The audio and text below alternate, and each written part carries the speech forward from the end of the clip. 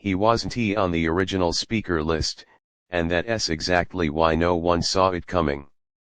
In a hall designed for protocol and politics, Traoré brought something more dangerous: truth unfiltered. Delegates whispered his name like an accident unfolding in slow motion. No translator could dilute the fire in his voice. The room wasn't ready for what was about to happen. He didn't walk to the podium, he marched like a man with a mission sealed in blood. Global leaders looked up, confused, unprepared for the storm disguised in traditional robes. The sound of his footsteps echoed louder than applause ever could. Every camera was rolling, yet no one would ever see the real footage. His eyes didn't scan the room, they pierced it. The usual silence before speeches felt heavier this time, as if history held its breath. He cleared his throat, and it sounded like thunder cracking over marble. What followed wasn't a speech, it was a warning dressed as a testimony. Nations that had built walls of silence suddenly had no defense. Every word from his mouth felt like a mirror held up to centuries of lies. Leaders who perfected the art of smiling through genocide now twitched in their seats. He didn't ask for silence, he took it. The oxygen in the room thinned as his words thickened with rage and reality. He didn't address the room, he addressed their consciences. The flags behind him wilted under the weight of what he was about to unload. There was no microphone strong enough to carry what he carried in his chest. Every sentence cracked through the illusion of diplomacy like glass under a hammer. He didn't speak in theories or policies, he spoke in scars. This wasn't rhetoric. This was raw. This was real. He began with a name: a child killed last month. No country mentioned it. No headline carried it. But Traoré remembered. He listed villages wiped out without even a tweet of condemnation. He named the weapons manufacturers. He named the buyers. He named the liars. Not a single delegate could look him in the eye. This wasn't about Palestine. It wasn't about Israel. It was about the sickness of selective humanity. The room was quiet, but their guilt was screaming. He pointed, not at Netanyahu, but threw him into the rot behind polished politics. His voice didn't rise. It burned. He spoke of mothers cradling corpses while world leaders sipped wine and negotiated oil deals. He tore into the illusion of Western democracy like a blade through silk. The translators hesitated, not knowing how to censor the uncensorable. He didn't flinch when security stiffened. He didn't blink when the Israeli delegates shuffled nervously. He didn't pause when someone tried to interrupt.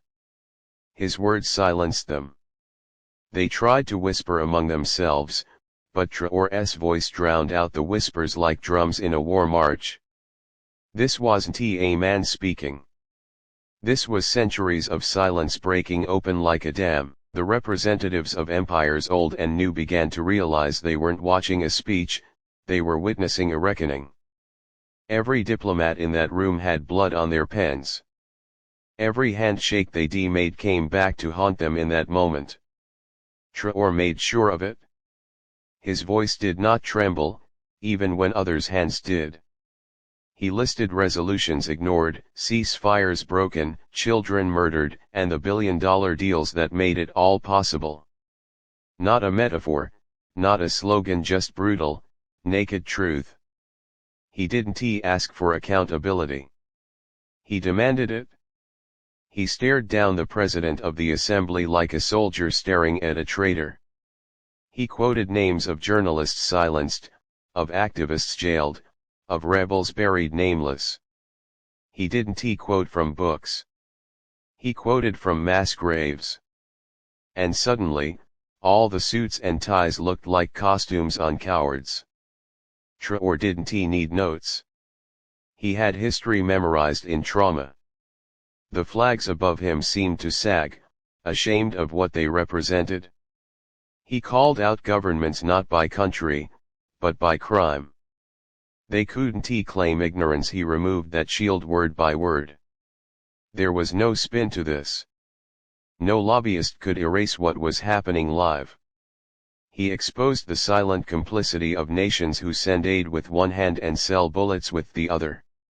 The chamber's marble floor felt colder as the weight of unspoken war crimes filled the air. This was not diplomacy, it was exposure. Not a soul in that room remained untouched. Even the smug faces of power started to twitch. Phones buzzed in pockets, but no one dared answer. No one wanted to miss the fall of their own illusions. This was not supposed to happen at the UN, and that's why it mattered more than anything that had ever happened there. The cameras that normally panned politely now stared blankly, stunned. Every screen tried to contain him, but his truth spilled out, uncontainable. He didn't raise his voice, but he raised the stakes. He called hypocrisy by name and stared it down like a man who had nothing left to lose. He didn't speak to win applause. He spoke to leave a wound. And he did. A deep one. The kind that still bleeds in silence. The kind that haunts after the noise fades. No protocol could put him back in a box. No PR firm could clean up what he left behind. When he finished, no one clapped. Not out of disrespect, but because their hands were too heavy with shame. He didn't wait for thanks. He turned his back on power like a man walking away from fire. And in that moment, the world saw what it fears most: a man with nothing to sell, nothing to hide, and nothing to lose. A man who spoke truth where lies are currency. That day, Traoré didn't just speak at the UN, he shattered it. And the echo of his voice still hasn't stopped.